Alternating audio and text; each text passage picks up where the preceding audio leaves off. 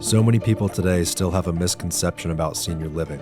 For decades, it was largely associated with nursing homes, sterile, institutional environments that felt more like hospitals. Because of that, senior living was often seen as a last resort, meant only for the very frail or very ill. By the 1980s and 90s, however, assisted living communities began to emerge. They served the growing number of seniors who didn't need full nursing care, but did require some help with daily activities. These communities offered more residential settings, though many still carried the stigma of being old folks' homes. For most of the 20th century, aging meant being removed from the world. It wasn't about lifestyle. It was about safety, routine, and survival. The phrase is, "you will not put me in a home." And I think most individuals in my parents' generation and my generation have heard that phrase repeated over and over again. And the reason is because what aging looked like in that generation was scary. It was institutional. It was degrading. Traditional senior living started out as nursing care, from almost being in a hospital environment to where you needed 24/7 nurse available for medication needs, for oxygen, or if you were on a drug that you could not, function and you needed to be monitored that much. Oftentimes you'll hear individuals say, "I don't want to live in a place where everyone's in a wheelchair or a walker or everyone's sort of slumped over." We call them facilities, institutions, nursing homes, and they aren't that anymore. We call them communities.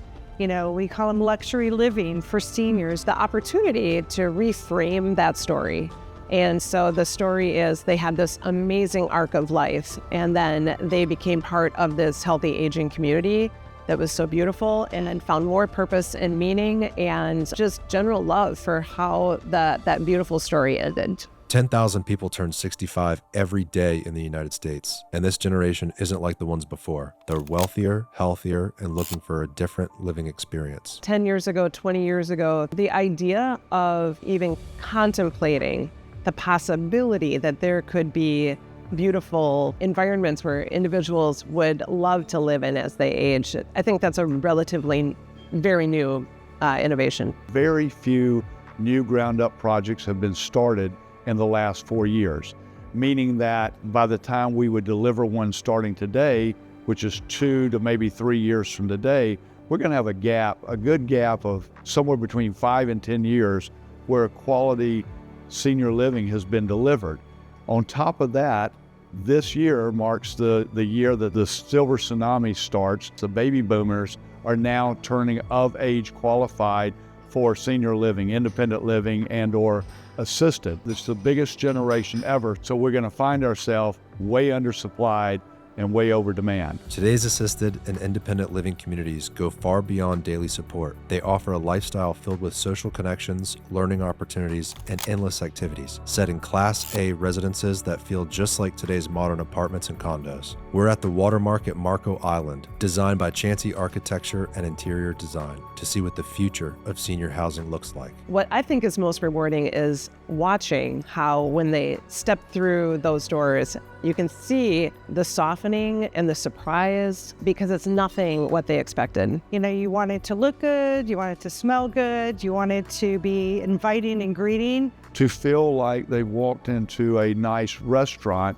rather than a dining hall, making it feel like the change that they made from their routines when they lived in a home and went out to dinner at the corner restaurant, but they know the security of having the help if and when they need the help, either during the day or in the future years that they're here. You never, ever will see a building as lovely and on a setting as remarkable as Marco Island with all these special touches. Yeah, this is one of a kind.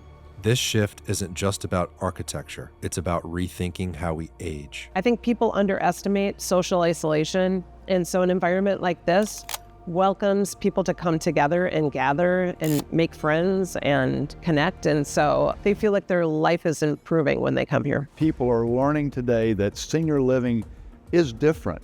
It's exciting. It's somewhat of hospitality, resort, hotel, and nice apartment community that you're living. It's just geared for some of us that are aging and will be aged at a point. So the employees are beginning to learn that and understand it. So you're beginning to get quality people, whether they're just coming out of college or they're just in the restaurant industry or a chef like Chef Sal that says, I have an opportunity to do something really special. I like life, not standard mechanic like this. I need emotion. Do you have like a team like lunchtime? Do you have like Matteo, the manager? Jesus is make pizza, bread. Do you have Chef Carlos is make dessert every day total different? Do you have like Italian music, like romantic music, okay? It's very, very important for me because like for energy. You have Chef Gaetano. Chef Gaetano organize everything like for lunch, dinner. I think this is like machine, like Ferrari. Each piece is very important, not just the driver. Because I said that everybody is not work the same love, the Ferrari is not work. We used to fear the idea of senior housing, but what if aging didn't mean giving something up? What if it meant stepping into something better? The life is very short. 1 second, can you look like the dine full? Okay, everybody like today, everybody like life is good. You go, okay.